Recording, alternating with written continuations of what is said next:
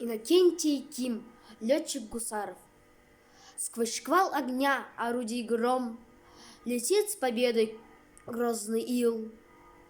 Кусты чуть не задев крылом, пилот машину посадил на свой родной аэродром. И вот по утренней росе к штурмовику друзья бегут. Гусаров жив, ликуют все. Сейчас его к груди прижмут ручища крепкие друзей. Но вдруг затих аэродром, никто поверить не хотел, и всем казалось это сном. Назад откинувшись сидел Гусаров мертвый за рулем.